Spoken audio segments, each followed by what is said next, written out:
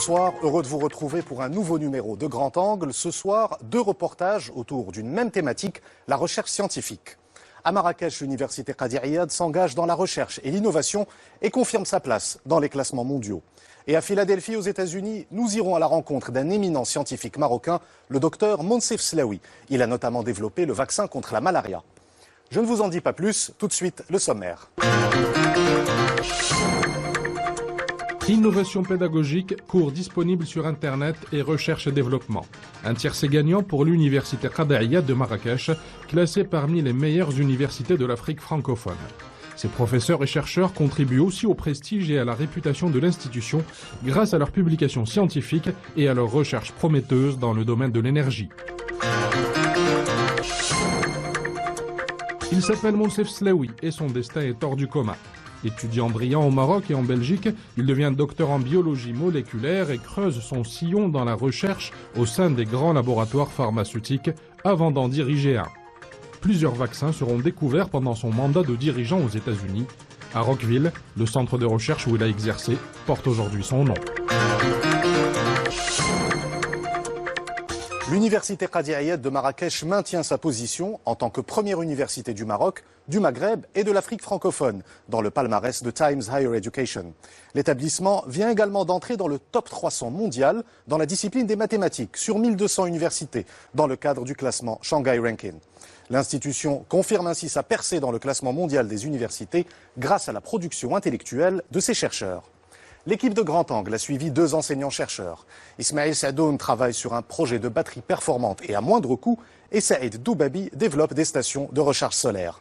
L'établissement mise également sur l'innovation pédagogique avec le développement d'une plateforme d'enseignement à distance. Les cours des enseignants sont filmés et mis à la disposition des étudiants sur Internet. Plus de 150 modules sont déjà disponibles. Je vous laisse découvrir ce reportage de Adil Boukhima, Abdelrahman Hamimou, Hicham Ajbli, Lahsen Jalal Kamal et Hicham Afdali.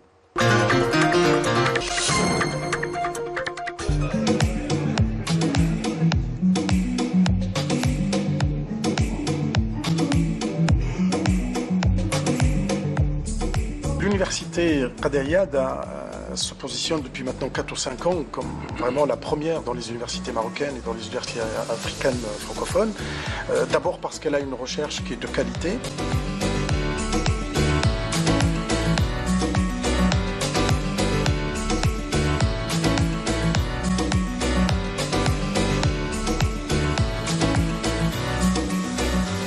On a pu produire un matériau à base de cobalt, nickel, manganèse, qui est bon marché et qui donne des performances énergétiques meilleures que le produit cobalt 100%. Bonjour et bienvenue au séminaire management début du XXe siècle jusqu'à nos jours. On a aujourd'hui atteint environ 5,2 millions de visiteurs.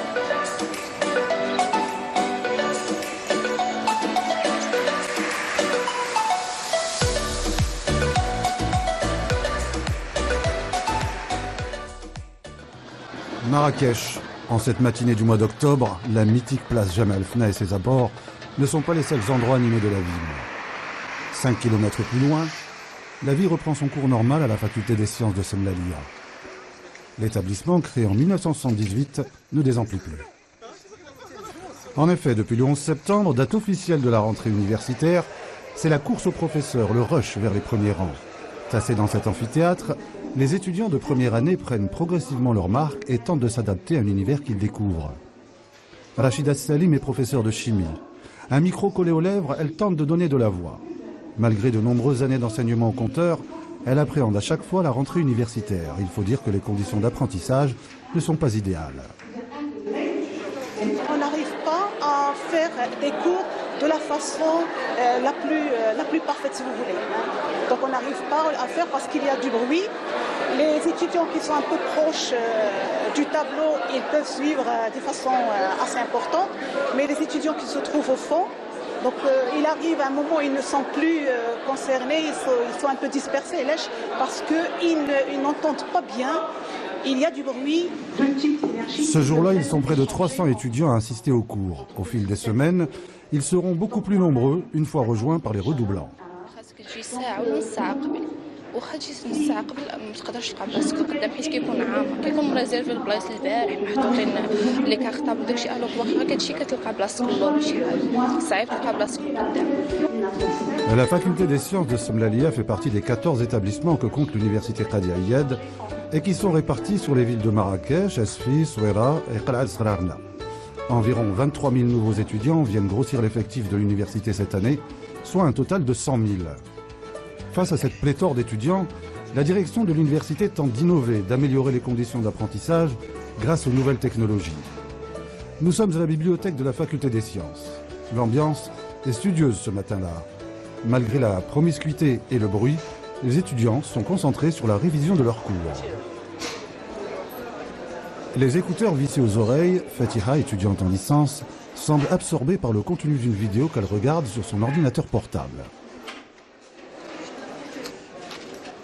كنشوف ان كور اون ليني يعني في بلاتفورم يعني بلاتفورم موك هي واحد يعني بلاتفورم اللي تيكونوا فيها دي كور مصورين يعني مثل لي بروف اللي تيقريونا تيصوروا ان كور بحال جالس في لونفي يعني يعني il explique bien تيخدم داتا شو تيمشي معاك يعني كوم لا داك البروف معاك يعني فريمون سا اد حيت tu peux rater une séance مثلا في واحد الموديول وتقدر تمشي للدار في اي وقت يعني تكون ليبر غادي tu revois داك لا فيديو يعني صافي بحال ديك لا سيونس tu captes بحال ما داتش لك سيونس يعني لوبستاكل اللي كاين يعني ماشي تو لي بروف يعني فون دي كور اون ليني يعني تلقى ان بروف ولا دو في لا سيمستر يعني بحال حنا الاس 5 دابا ما كاين حتى شي كور اون ليني سيرتو كور اون بي دي اف ويا ان غران ديفيرونس بين البي دي اف والكور اون ليني.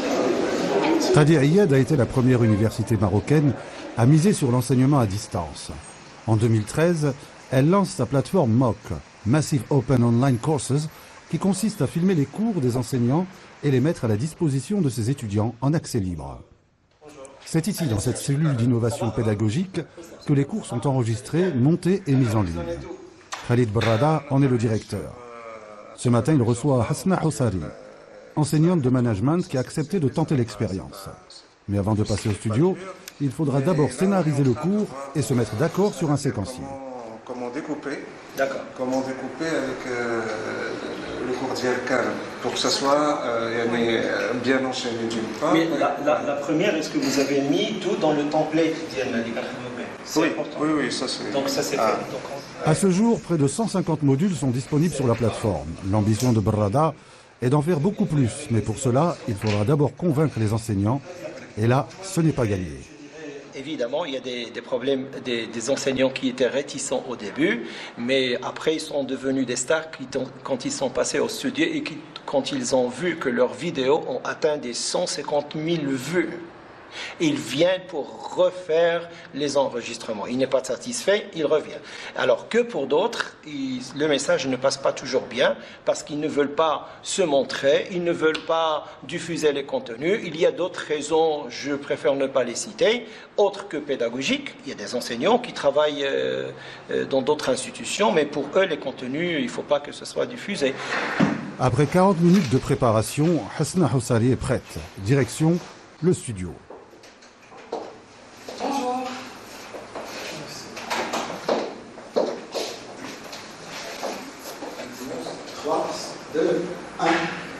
Bonjour et bienvenue au séminaire Management. Permettez-moi tout d'abord de me présenter. Je m'appelle Husna Houssari, je suis docteur en gestion des ressources humaines et professeur du management à la faculté de droit Qadi Ayad de Marrakech. Avant de vous présenter l'essentiel du séminaire Management du deuxième semestre, je vais vous annoncer les objectifs du cours. Quant à l'architecture de notre présentation, un premier point sera dédié aux sources du management contemporain. Sur ça, je vous remercie. Je vous souhaite bon courage et à la prochaine capsule. Merci. Très à l'aise face à la caméra, Hasna Houssari a réussi son challenge. Son cours de 12 minutes sera mis en ligne le jour même. Pour une première expérience à l'université Qadi Ayad, je pense que Mme Houssari a bien réussi son cours, donc elle a parfaitement réussi pour moi. Une première dans un domaine de management assez compliqué pour des jeunes qui démarrent leur cursus universitaire en la matière. Donc c'est bien adapté avec la scénarisation, la caméra, l'environnement, et je lui souhaite la réussite à l'université. J'espère qu'on pourra avoir beaucoup plus d'enseignants qui viendront enregistrer dans nos studios, Inch'Allah. Nous sommes quand même 1500 enseignants-chercheurs. En plus des cours magistraux dispensés dans les différentes filières enseignées en français, en anglais et en arabe, la plateforme met également à la disposition des étudiants des travaux dirigés et des travaux pratiques.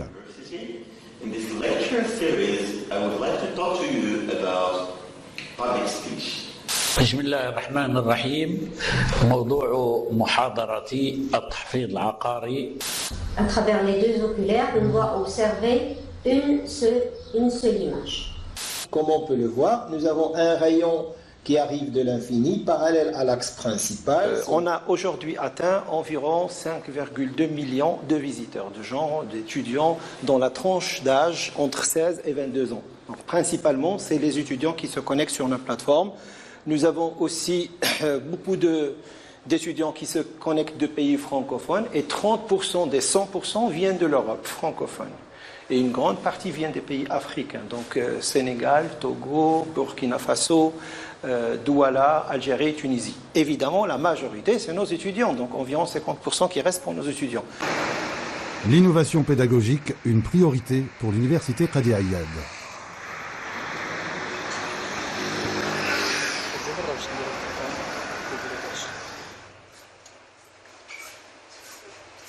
Ce jour-là, Abdeltef Miraoui, président de l'université, a invité ses 3 vice-présidents pour faire le point sur la rentrée universitaire. Alors on a beaucoup de sujets à traiter. Le point que je voulais aussi qu'on discute, sur lequel vous devez être sensibilisés, c'est de faire le point sur tout ce qui est partie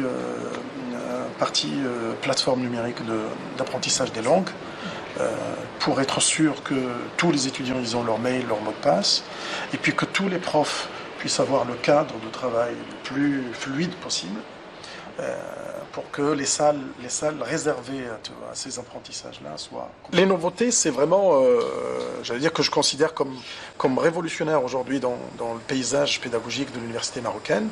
C'est en gros l'introduction des langues, le français et l'anglais en particulier, de la culture, et si vous regardez le programme de la culture, c'est quelque chose qui est vraiment très bon aujourd'hui pour qu'un étudiant chez nous puisse se développer sur le plan personnel. Et puis à côté de ça, il y a un module aussi qui traite de tout ce qui est soft skills, donc tout ce qui est compétences transversales et j'allais dire maîtrise de soi, confiance en soi et développement du projet personnel, développement personnel, parce qu'on voit que beaucoup d'étudiants manquent de cette capacité de pouvoir s'exprimer, de pouvoir communiquer. Grâce à cette dynamique enclenchée depuis plusieurs années, l'université s'illustre dans différents classements internationaux.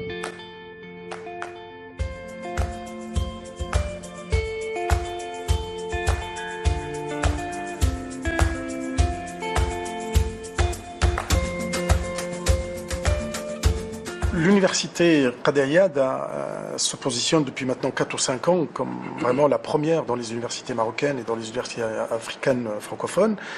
D'abord parce qu'elle a une recherche qui est de qualité et qui non seulement on publie beaucoup, mais aussi on est cité. Ça veut dire que la production scientifique a du sens, la production scientifique est reconnue sur le plan international. Mais il y a aussi d'autres éléments. Les autres éléments, c'est l'organisation de l'université, c'est la levée de fonds. C'est, par exemple, je donne juste un chiffre, en 2016-2017, l'université a levé plus de 100 millions de dirhams de fonds de l'extérieur. Abdeltef Miraoui ne veut pas s'arrêter en si bon chemin. Aujourd'hui, le défi pour lui est de pérenniser cette reconnaissance et de continuer à faire rayonner l'université marocaine aussi bien à l'échelle nationale qu'internationale. Pour cela, un projet lui tient particulièrement à cœur. Jouxtant la présidence de l'université, un bâtiment imposant attire l'attention. Voici la future cité de l'innovation. Accompagné par les vice-présidents, Abdeltef Miraoui y est attendu par l'architecte pour faire le point sur l'état d'avancement du chantier.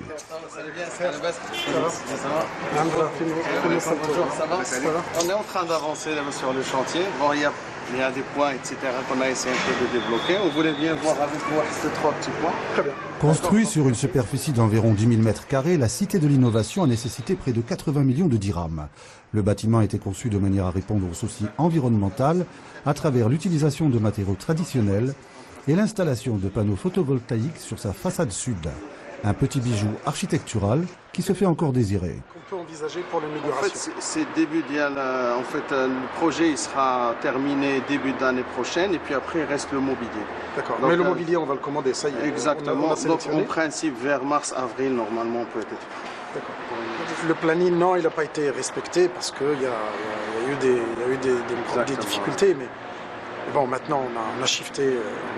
On voulait fin novembre et maintenant on est plutôt 3 mois. Exactement. Sur tous les mois. Une petite déception pour ce docteur en sciences de l'ingénieur, mais le président fonceur sait aussi cultiver l'art de la patience. Car le jeu en vaut la chandelle. La Cité de l'Innovation se positionne comme le futur accélérateur de compétitivité dans la région, en abritant notamment un incubateur, une pépinière d'entreprise, un centre de transfert, des plateformes technologiques et des laboratoires de recherche. Et nous voudrions justement que l'université devienne ce poumon économique et j'allais dire c'est un moyen de faire de la croissance économique territoriale, mais il dépasse largement le territoire parce que nous avons des thématiques par exemple qui sont traitées à l'échelle nationale. Si vous prenez par exemple l'appel d'offres ou l'appel à projet qu'a fait l'OCP, sur 80 millions de dirhams, l'université a gagné 30 millions de dirhams. Donc on est à pratiquement 50% des projets qu'a proposé l'OCP, ce qui fait que nos thématiques sont proches de la réalité et vous connaissez les besoins en recherche et développement de l'OCP, ce qui permet à notre université de pouvoir et à nos chercheurs de pouvoir aussi participer à cette croissance, à cette transformation économique de notre société. Ces 4 thématiques sont l'énergie, le tourisme, la mobilité urbaine et les matériaux. Les matériaux locaux sont justement au cœur d'un projet de recherche développé par 7 enseignants de la Faculté des sciences et techniques. Il s'appelle Ismaël Saadoun. Après, il y a les piles zinc oxyde d'argent. Ça, ce sont des piles. Le zinc argent, on l'utilise beaucoup en décharge. Ces étudiants en 2e année de master arrivent au terme de leur cursus. Mais bizarrement, ils sont peu nombreux à s'orienter vers le marché du travail. Accumulateurs qu'on utilise pour les cœurs. Moi j'aurais bien aimé qu'il y en a beaucoup plus qui vont vers le tissu industriel. Donc je dirais maintenant on est à 70% vers le doctorat et 30% qui vont aller chercher un boulot par-ci, par-là. En général, 70% qui font ça, oui, tout à fait. Mais le gros problème maintenant, ce ne sont pas les étudiants. On a beaucoup d'étudiants. Le problème, c'est les sujets de recherche. Et les labos de recherche, ils ont atteint leur capacité d'accueil des étudiants. Vous comprenez ? On commence d'année en année à avoir des étudiants. À un moment donné, on commence à saturer. Vous avez vu le laboratoire, vous allez le voir. La capacité pour que chaque étudiant prenne une place, c'est limité. Donc moi, je ne peux pas prendre plus que 8 ou 9, par exemple. Et si l'on connaît le fabuleux parcours de ce professeur, on comprend mieux pourquoi ces étudiants veulent suivre son exemple. Ismaël Saadoun enseigne 10 heures par semaine. Le reste du temps, il le consacre à la recherche et à la gestion des projets dans son laboratoire, des matériaux et de l'environnement.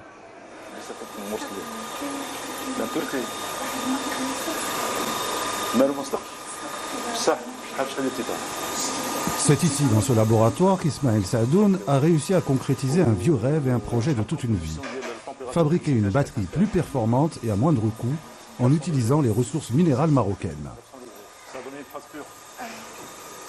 Actuellement, le prix d'une batterie d'une voiture électrique, par exemple, coûte pratiquement 40 à 50% du prix de la voiture. Donc si je vous mets 30% du prix de cette batterie, c'est un commerce très juteux. Notre premier projet qu'on avait initié en 2013 avec un partenariat Université Qadi Iyad, Managem via son laboratoire Iminex et avec un financement IRESEN, l'Institut de recherche sur les énergies renouvelables. C'était pour mettre en place un matériau qui soit innovant, qui est issu des minéraux issus de l'industrie de Managem, de l'extraction de cobalt, du nickel de cobalt. Managem produit beaucoup de cobalt, mais ils ont du nickel et du manganèse comme sous-produits. Ce qu'on a essayé de faire, c'est utiliser ces sous-produits nickel-manganèse, les introduire dans le cobalt pour faire un bon matériau efficace du point de vue énergétique et du point de vue stockage énergétique. Après la préparation des matériaux, les piles sont fabriquées dans cette machine qui coûte 1 million de dirhams. La dernière étape consiste à réaliser des tests pour mesurer la performance du matériau en matière de stockage de l'énergie.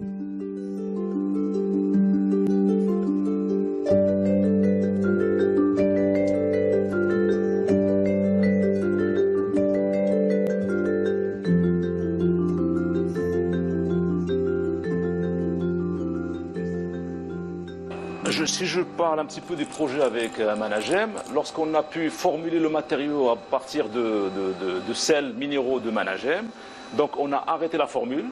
Cette formule, bien sûr, je ne vous le dirai pas, c'est une formule que seule l'équipe de recherche qui a travaillé dessus et l'étudiant avec les gens de Managem, on a signé ce qu'on appelle un NDA pour ne pas divulguer ce qui se passe entre nous. Une fois breveté, tout le monde pourra avoir accès au process, à sa formule, à ses performances. Et dans ce cas, si vous voulez acheter le process, vous êtes mon client, il n'y a pas de problème. Vous ne me tirez pas la langue, hein, je me tiendrai là, je me tairai, il n'y a pas de problème. Des clients et des propositions, Ismaël Saadoun en a reçu pas mal. Le dernier prétendant en date est un grand constructeur automobile. En attendant d'y voir plus clair, Ismaël Saadoun et son équipe se sont lancés à un nouveau défi. Utiliser les matériaux phosphatés pour fabriquer des batteries plus performantes et surtout plus sécurisées.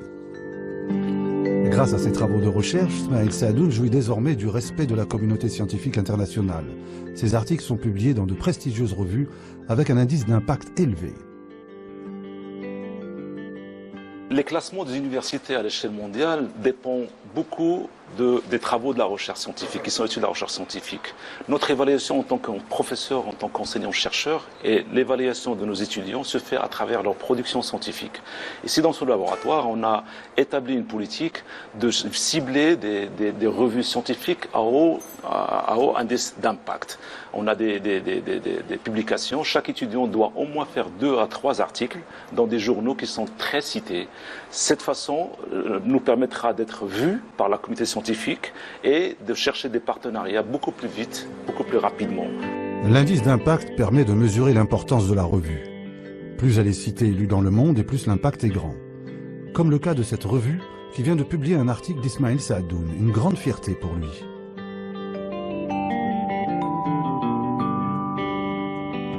C'est un article qui est sorti il y a 3 mois.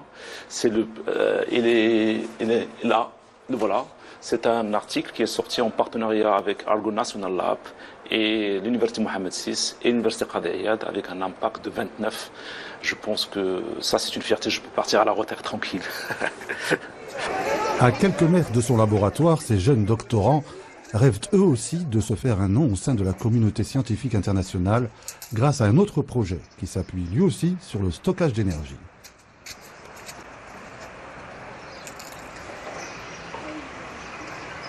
Saïd Doubabi est enseignant-chercheur. C'est lui qui encadre cette équipe. Salam alaikum. Ça va, tu fais bien? Nous sommes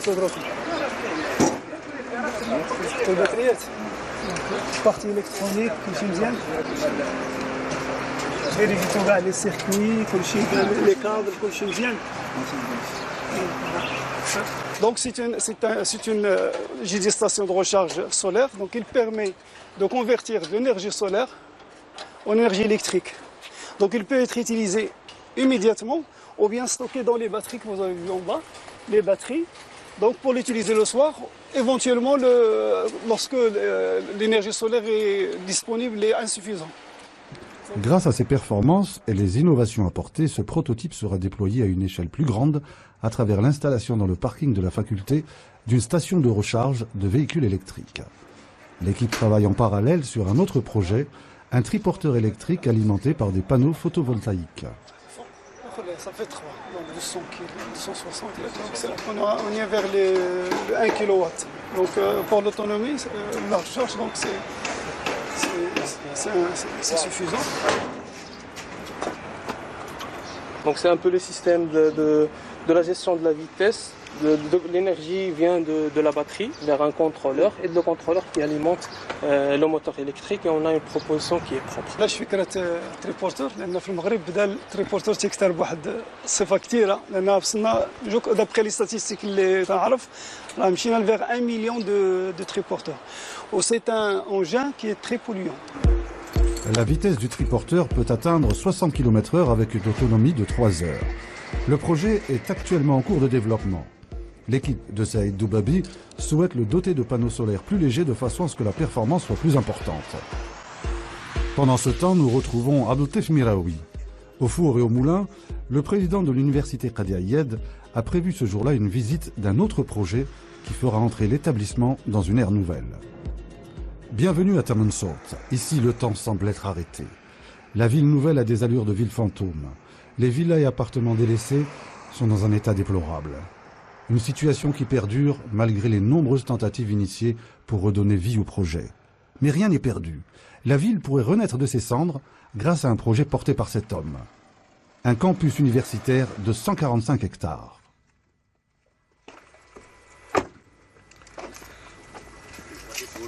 La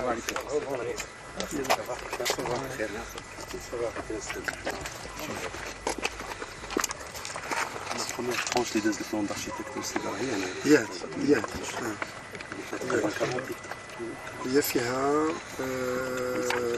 45. Les établissements à accès ouvert, la faculté des lettres, la faculté de droit et la faculté des sciences vont déménager les premiers. Et puis ensuite, les autres établissements viendront un peu plus tard parce que la vraie problématique qui est posée aujourd'hui de la massification, c'est plutôt dans les facultés à accès ouvert, faculté de droit, faculté des lettres, où on a sur 13 hectares, nous avons aujourd'hui plus de 50 000 étudiants sur 13 hectares. Et ça devient vraiment une promiscuité et on ne peut pas continuer dans cet objectif. C'est comme ça que l'université travaille sur ce projet depuis maintenant 4 ans. Et 4 ans, depuis 6 ans en réalité. Le campus devra accueillir des espaces d'accueil et des cités universitaires publiques et privées, des espaces de restauration et des complexes sportifs et culturels. La première tranche devrait être livrée en 2020 avec une capacité de 10 000 à 15 000 places. Ce sera alors la résurrection de Tamansourt.